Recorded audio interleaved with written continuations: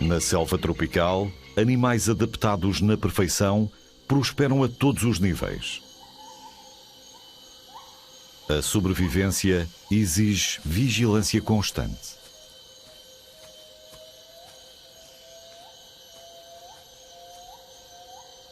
A vegetação é tão densa que é pouca a luz solar que chega ao chão da floresta. Mas a vida nas sombras tem as suas vantagens.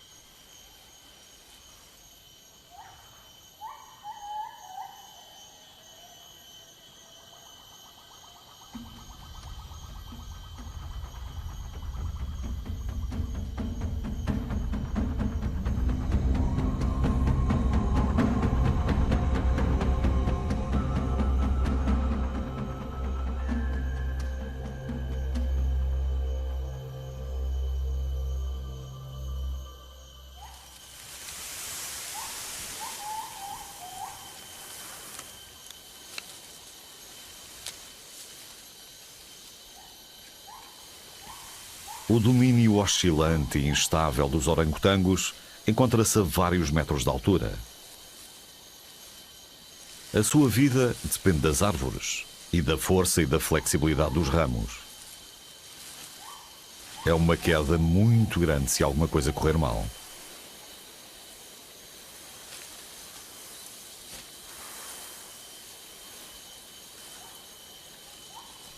Tal como os humanos, os orangotangos são primatas. Fazem as suas casas em lugares que raramente vemos.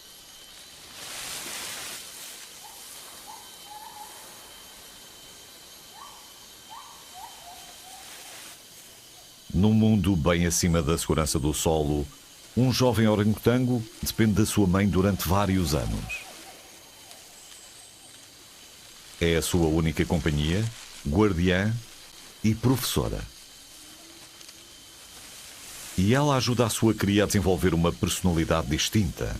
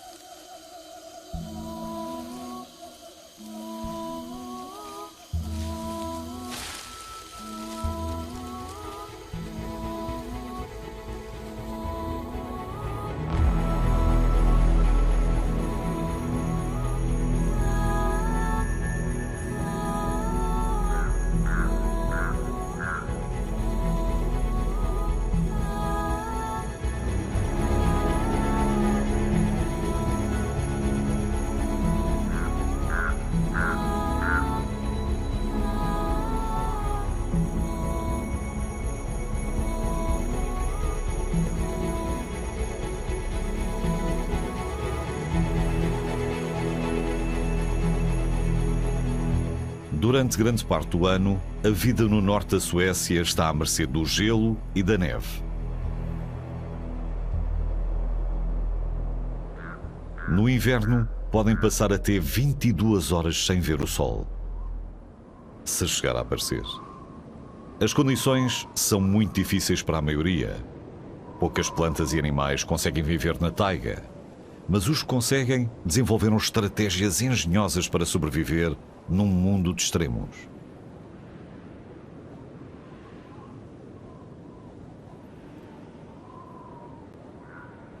Como a coruja da Lapónia. Enquanto o mundo à sua volta dorme ou se esconde, a coruja vai à caça.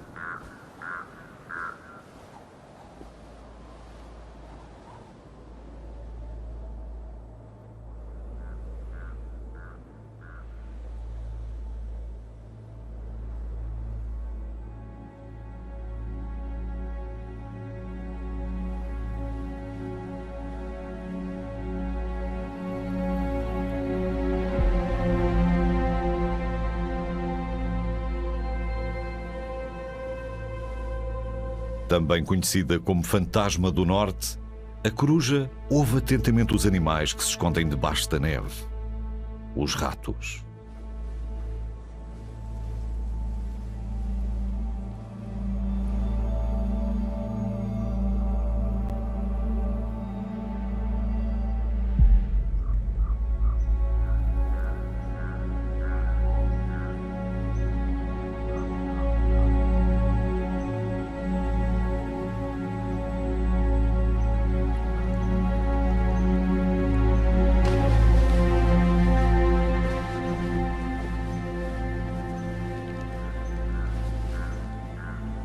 A caça nem sempre corre bem, mas a coruja persiste.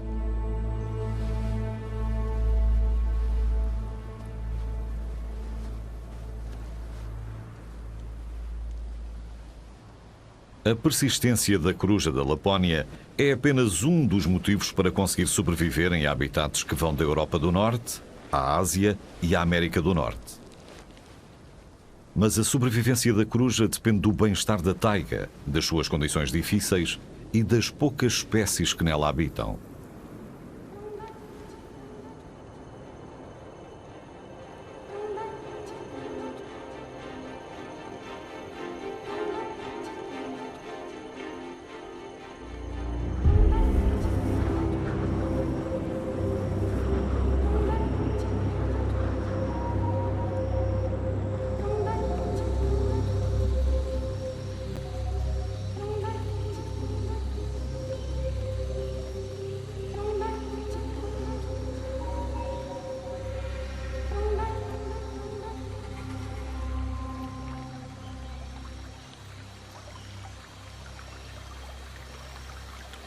Nas florestas tropicais úmidas, a previsão é quase sempre de chuva.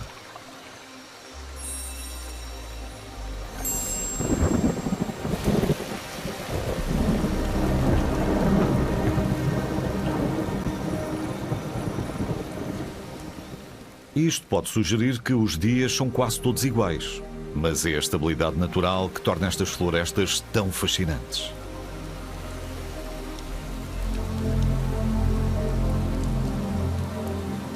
Muita luz solar nas copas das árvores, muita chuva, muitas camadas e uma rede natural complexa. É este o mundo da floresta úmida.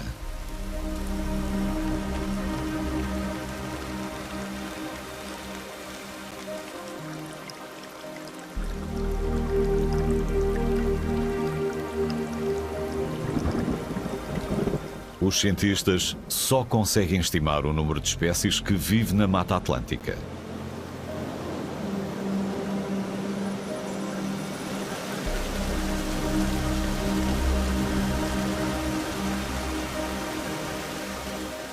Os humanos já pisaram a Lua.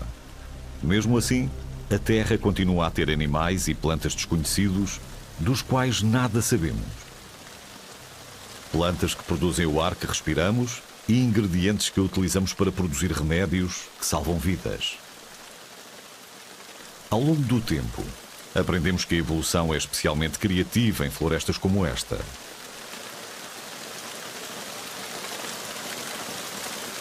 A maioria das plantas do planeta depende do apoio dos animais para se reproduzirem e prosperarem. Contudo, muitos destes animais refugiam-se quando o tempo fica desagradável, especialmente os mais pequenos e delicados, insetos como a borboleta.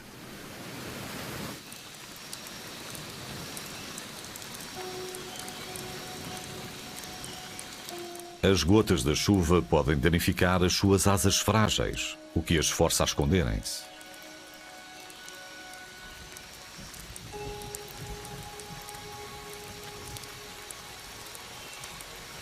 As borboletas protegem-se debaixo das folhas, da chuva e de possíveis predadores e dobram as asas para diminuir a sua superfície.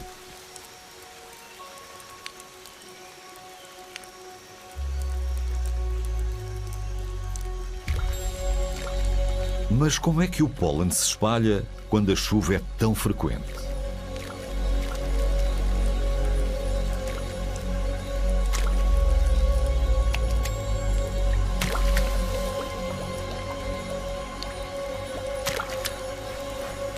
Os beija-flores salvam o dia.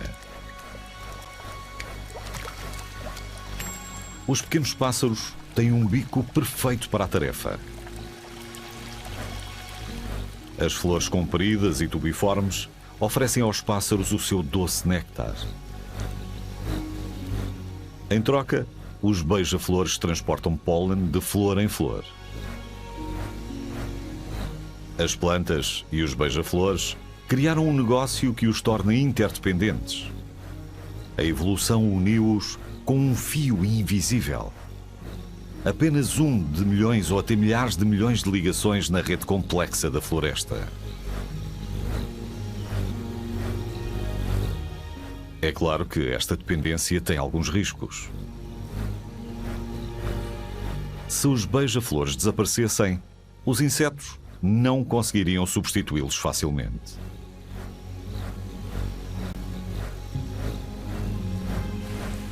Felizmente, a grande variedade de espécies na floresta úmida oferece estabilidade. A Mata Atlântica alberga um universo inteiro de polinizadores altamente qualificados. E quando a chuva para, um grande número de borboletas volta a voar.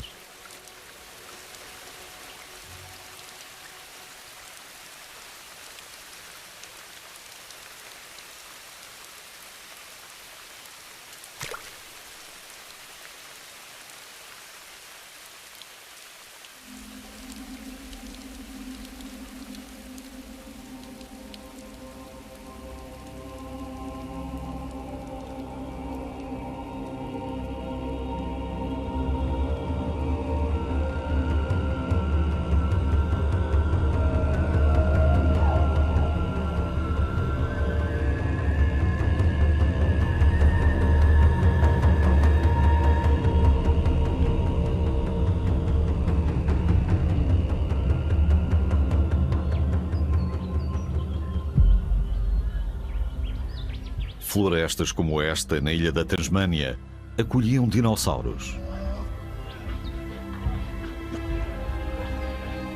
Agora este lugar é o último refúgio do diabo da Tasmânia.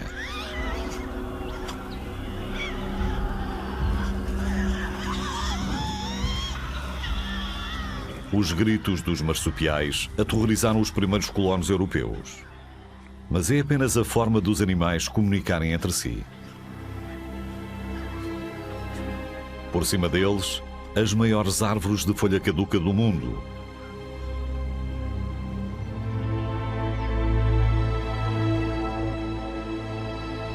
Eucaliptos gigantescos que podem atingir os 100 metros de altura, ou mais. Enquanto o continente australiano costuma ser assolado por incêndios florestais, as florestas úmidas e temperadas da ilha raramente ardem. As árvores deste vale germinaram após o último grande incêndio há 400 anos.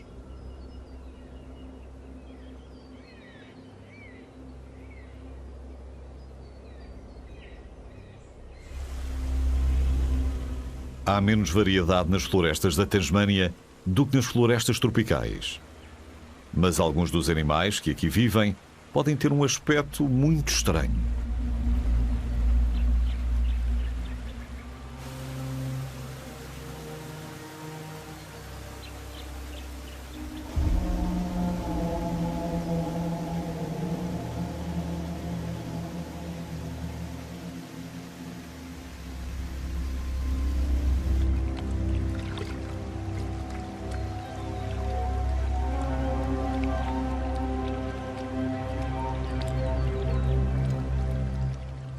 Conseguem detectar pulsos elétricos debaixo d'água, as contrações musculares de possíveis presas.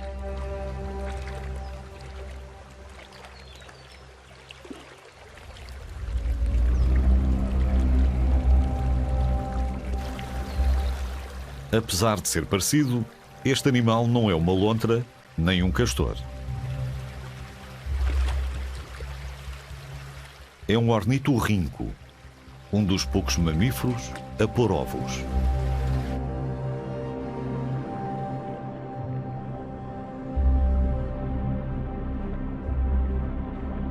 Caça abaixo da superfície com os olhos e os ouvidos fechados, dependendo inteiramente das capacidades eletrosensoriais, enquanto procura minhocas e crustáceos no leito lamacento do rio.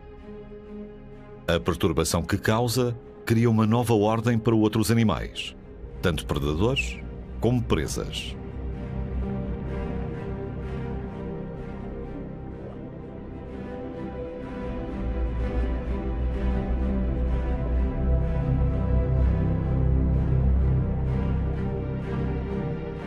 A Tasmânia tem habitantes únicos, que seguem as suas próprias regras.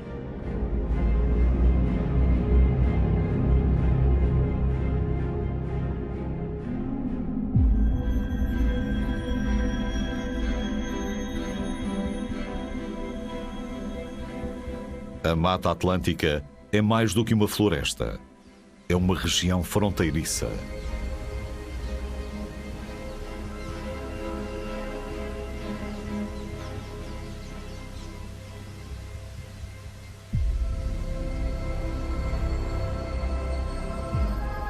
O andorinhão do Iguaçu vive no limite.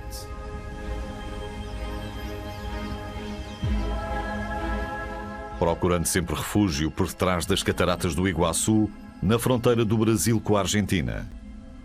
A sua estratégia de sobrevivência é simples, mas perigosa. Correr um grande risco para evitar vários pequenos perigos.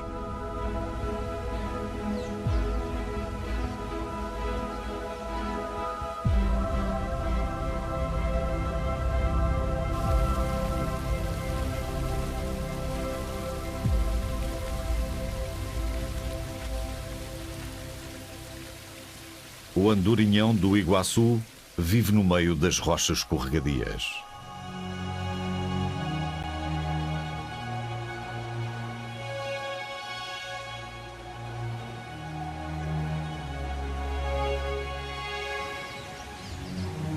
As redes da natureza são compostas por muitos fios frágeis.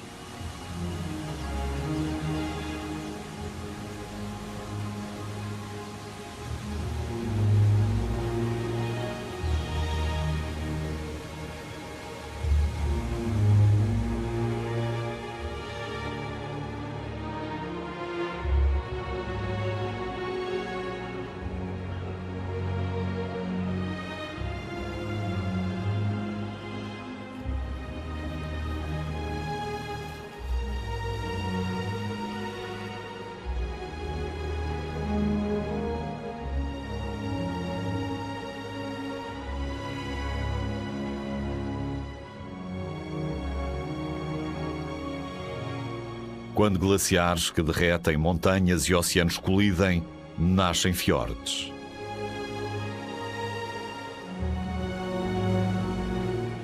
Onde outrora a terra esteve coberta de gelo, a água doce e a água salgada encontram-se.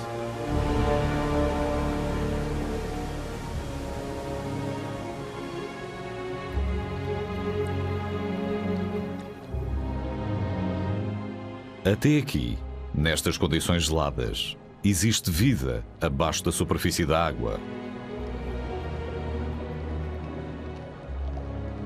Bandos de caracóis.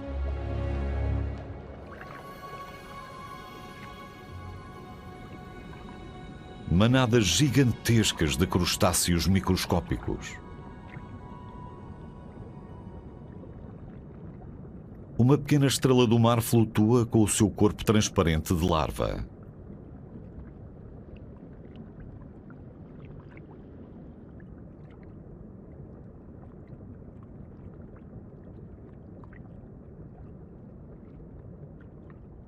A estrela do mar acabará por afundar no leito do mar e deixar a sua existência de larva para trás, utilizando as suas patas minúsculas em forma de tubo.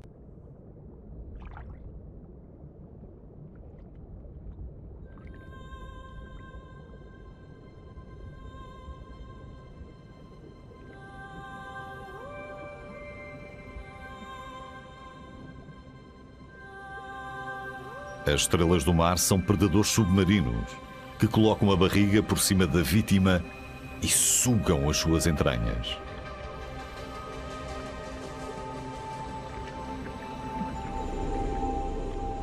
Os vermes espanadores filtram os nutrientes da água com as suas coroas de tentáculos.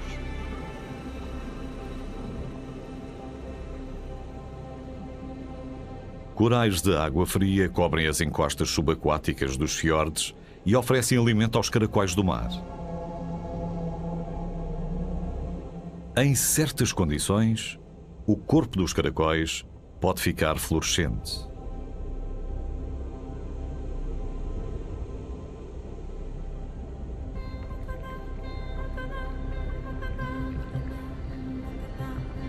Nas profundezas do oceano, a evolução produziu resultados interessantes.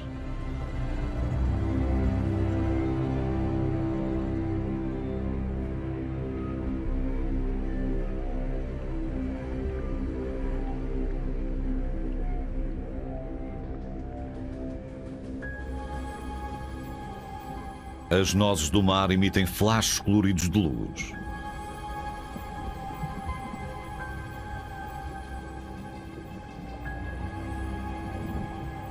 As plumas do mar prendem-se ao leito do mar nos fiordes, o que pode ser a centenas de metros de profundidade.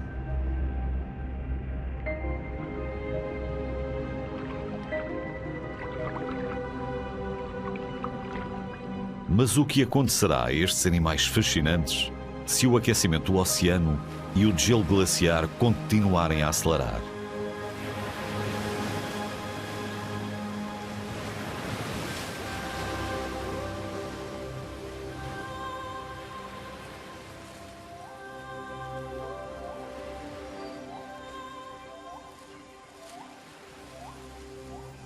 Nas florestas do Bornéu, bem no alto das árvores, o pequeno orangotango enfrenta uma grande queda. As árvores estão muito afastadas.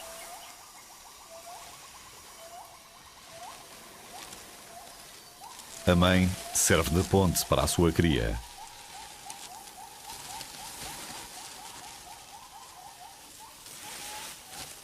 É preciso perícia, coragem e experiência.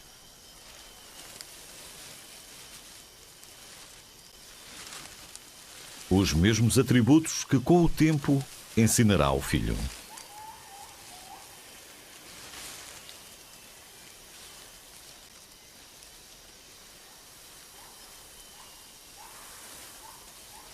Por enquanto, o jovem orangotango depende da mãe para sobreviver.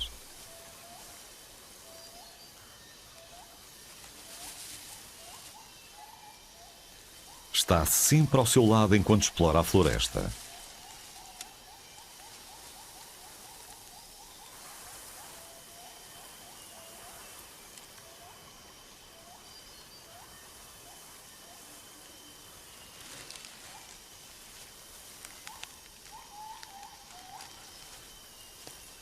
Manter o bebê em segurança e saudável é um trabalho a tempo inteiro.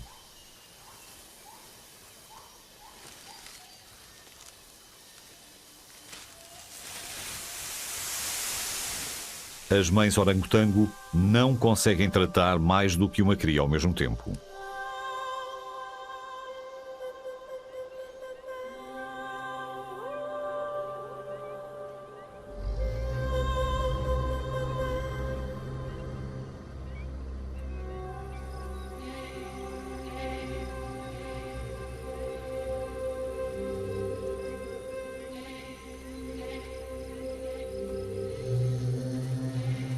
As chitas têm de matar para sobreviver.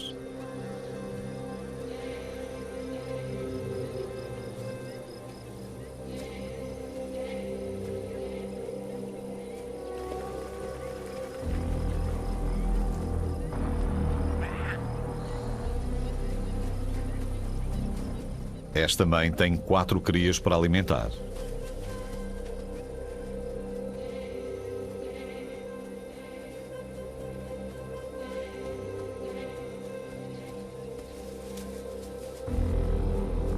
É uma perita na arte da caça.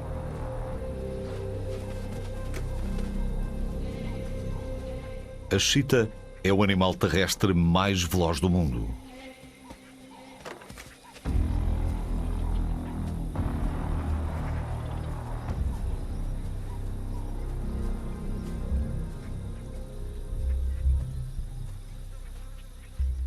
As crias observam e aprendem.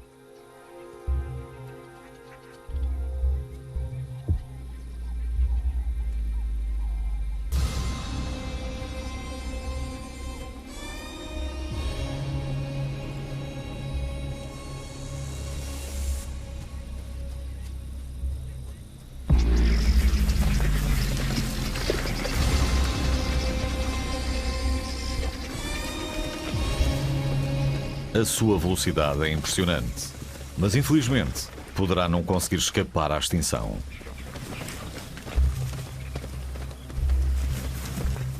As chitas estiveram à beira da extinção há cerca de 10 ou 12 mil anos.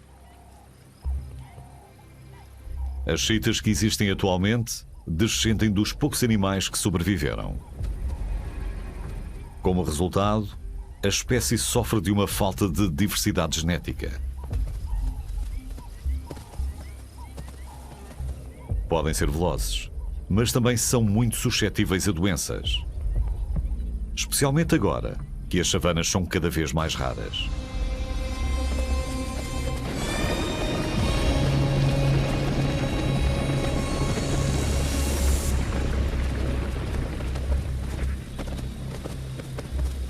É pouco provável que as chitas vençam a batalha contra a sua própria uniformidade genética.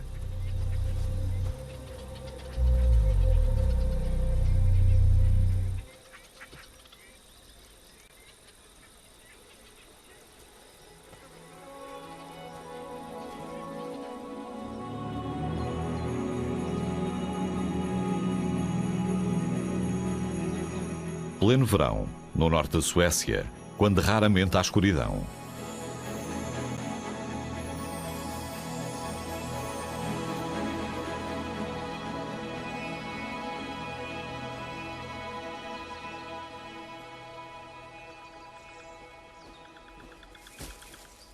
Agora a grande coruja da Lapónia anda constantemente à caça.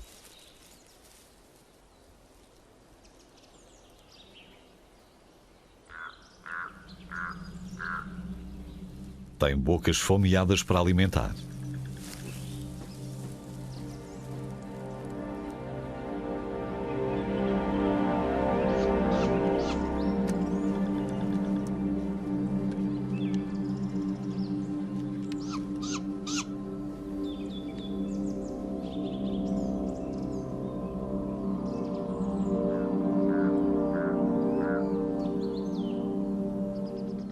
Os dias podem ser compridos na taiga, mas aqui o verão não dura muito tempo.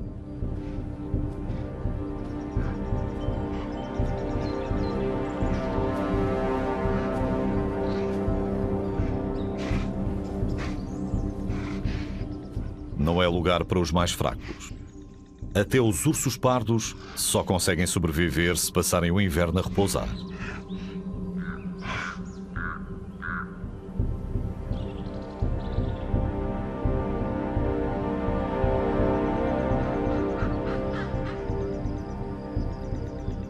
A época da abundância dura pouco tempo e a competição é feroz.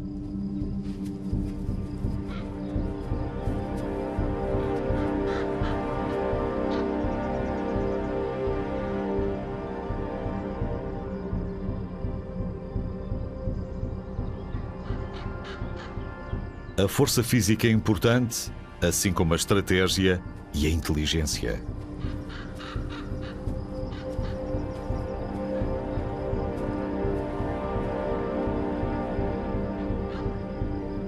Poucas espécies conseguem sobreviver às provações da taiga e há pouca diversidade.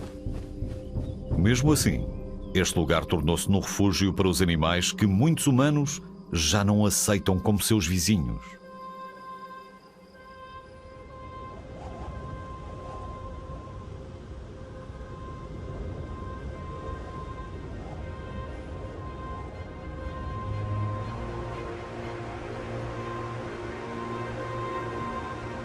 A Tasmânia faz parte da Austrália, mas o clima da ilha é mais severo do que no continente.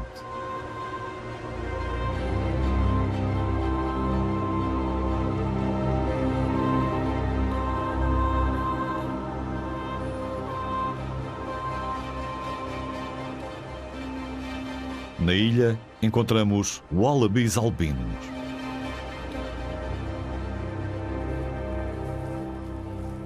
E equidnas.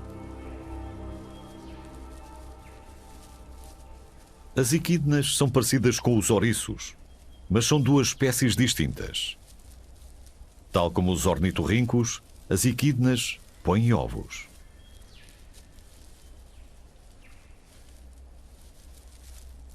Os colonos europeus tentaram enquadrar as equidnas no sistema de classificação convencional de flora e fauna, mas as formas de vida da Austrália e da Tasmânia parecem desafiar o convencional.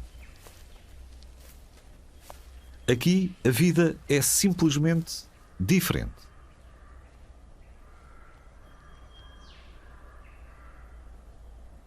Esta diferença é muito importante para os seres humanos. Ensina-nos algo sobre a evolução e como funciona. Porque é que as plantas e os animais são assim? E pode ajudar-nos a explicar porque é que os humanos são assim e o nosso papel nas redes naturais que abrangem o mundo.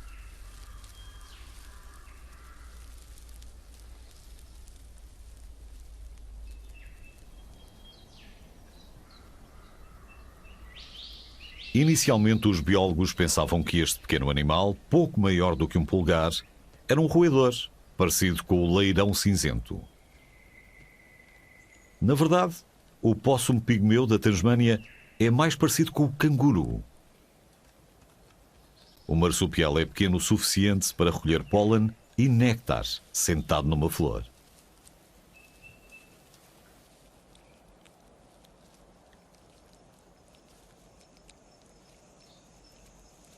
É a grande variedade da natureza que torna o mundo natural tão valioso e insubstituível.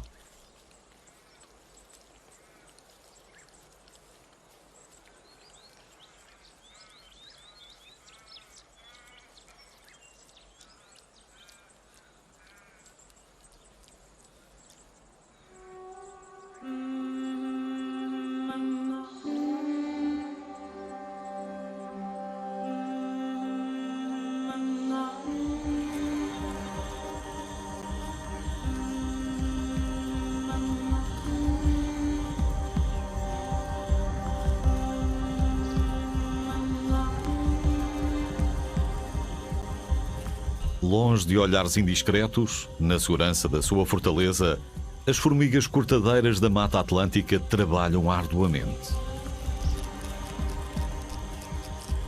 Trazem constantemente novas folhas para a colónia, onde são processadas para alimentar os seus jardins de fungos.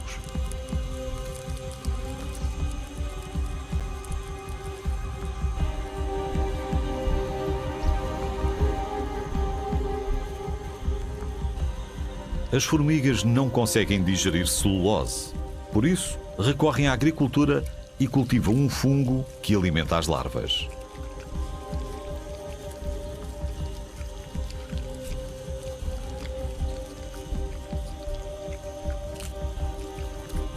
Isto é uma garantia de sobrevivência da colónia.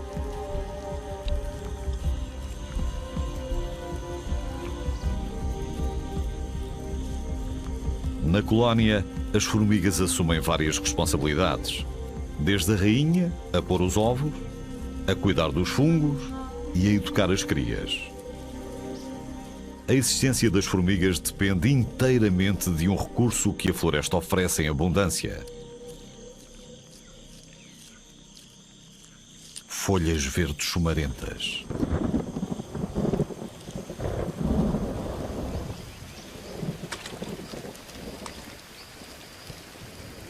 As formigas cortadeiras são das que mais beneficiam das condições tropicais úmidas que garantem uma vegetação verdejante.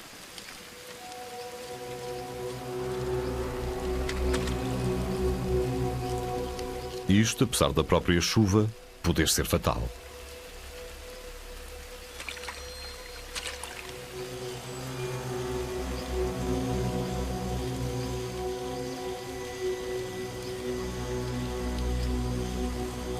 O seu principal objetivo, garantir o abastecimento de folhas para a colónia, é interrompido pelas chuvas frequentes.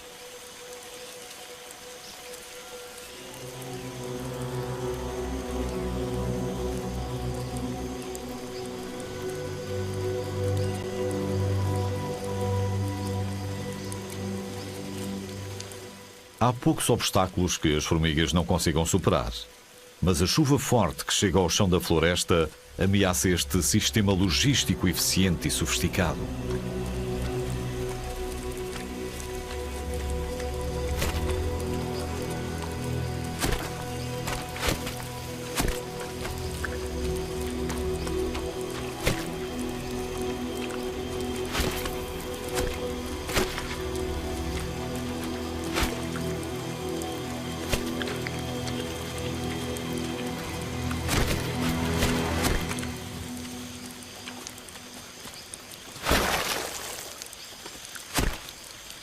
Apesar de terem um papel importante no ecossistema da floresta, as formigas cortadeiras estão à mercê da natureza.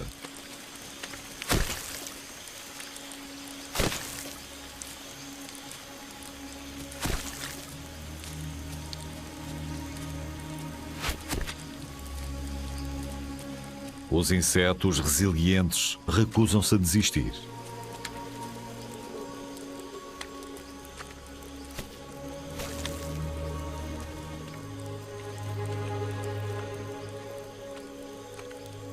E a marcha continua.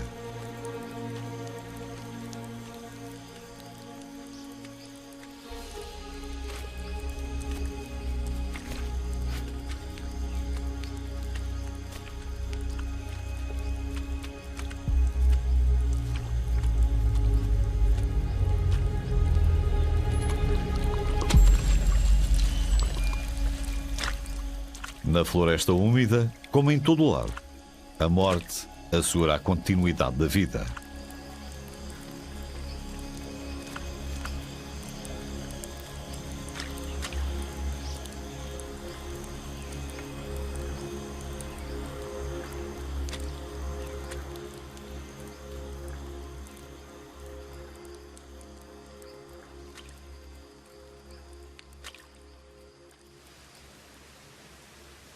Tal como a Mata Atlântica, o Bornéu é um centro de diversidade natural, onde há uma grande variedade de espécies, habitats e genes.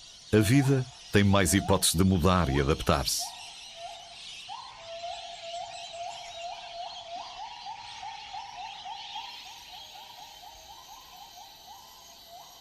No Bornéu, alguns lagartos até conseguem voar.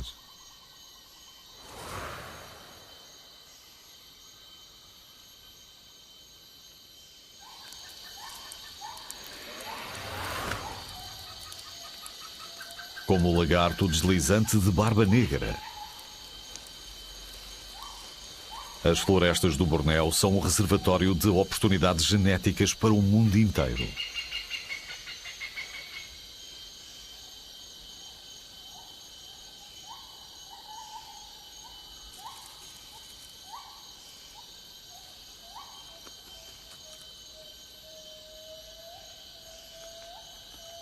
Grande parte da vida do planeta acontece longe da vista humana.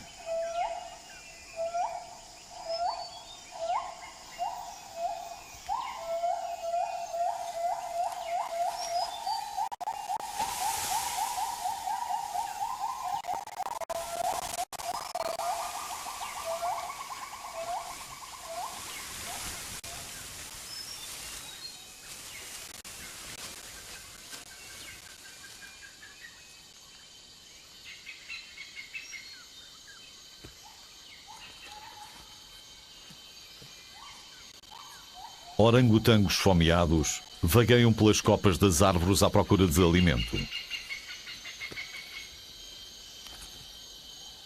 Os animais mais pequenos costumam encontrar o suficiente para comer num único lugar. Mas os símios têm de percorrer longas distâncias.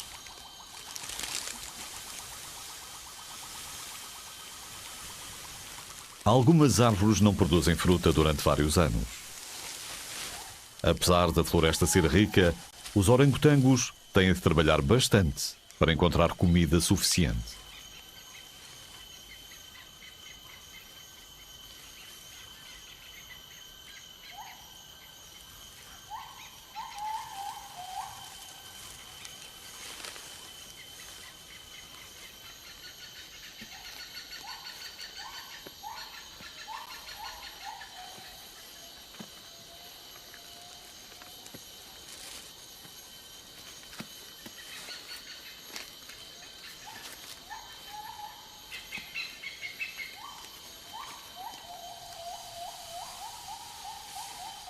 Outros jovens primatas, como este macaco caranguejeiro, também gostam de doces e têm mães protetoras.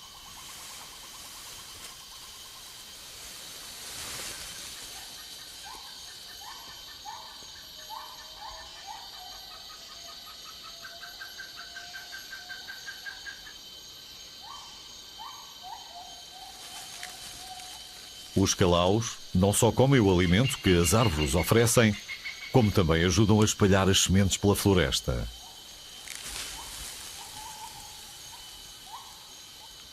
A rede unida do mundo em que habitam une, de alguma maneira, as várias formas de vida. Para os cientistas, é essa a definição de biodiversidade. As relações complexas entre várias espécies, as ligações entre habitats muito diferentes e as diferenças entre os indivíduos da mesma espécie.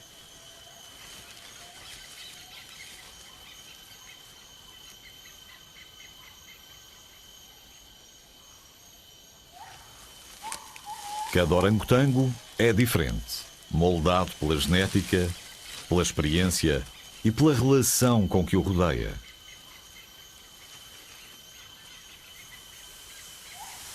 Ao longo de milhares de gerações, a rede natural desta floresta desenvolveu-se, mudou e cresceu.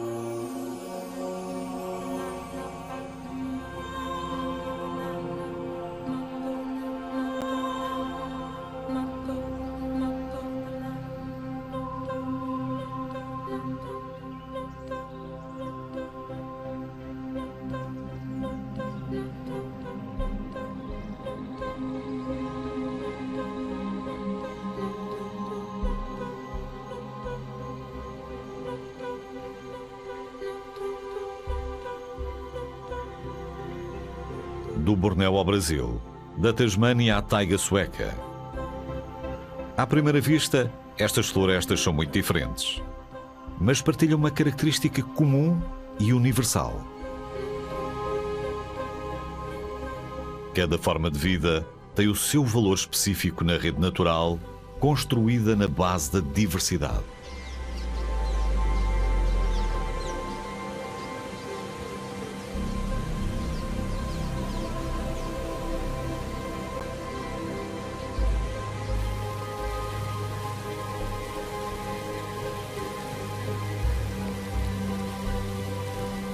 Não há espécies isoladas. A teia destas ligações pode parecer bem tecida. Em regiões do planeta que albergam uma grande variedade de espécies, esta teia pode até parecer impenetrável e permanente.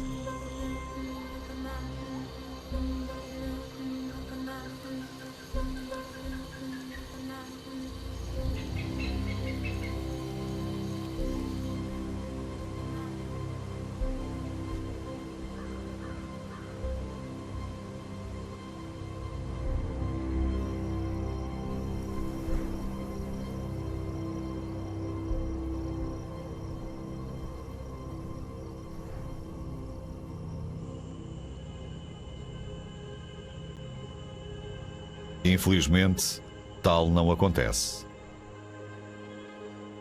A destruição da Mata Atlântica e das florestas do Bornéu está a acontecer a uma velocidade nunca antes vista.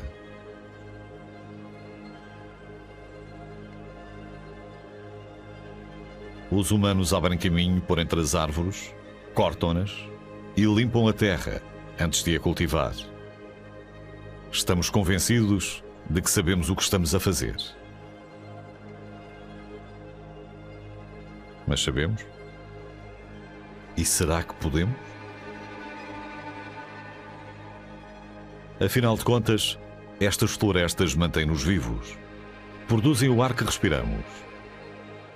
Durante muito tempo, garantiram que o clima da Terra permitia que a vida prosperasse e armazenaram a nossa água.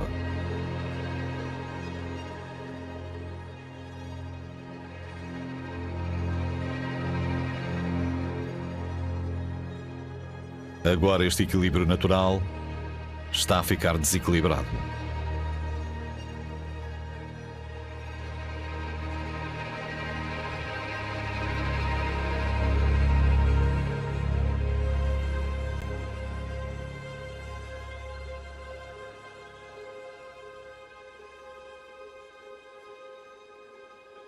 Quando é que os humanos danificarão tanto as redes naturais que levarão ao colapso de toda esta teia complexa?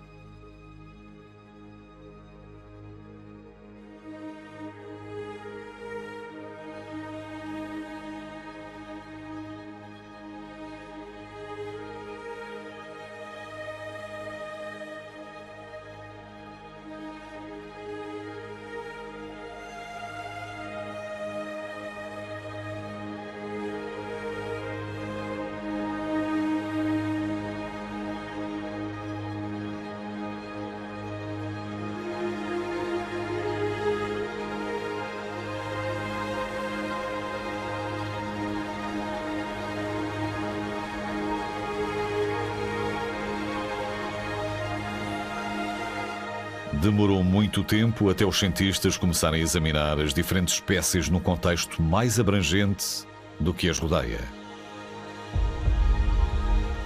Temos de aprender a valorizar o nosso planeta como uma entidade interligada, uma rede natural vasta que estamos a destruir, um fio de cada vez.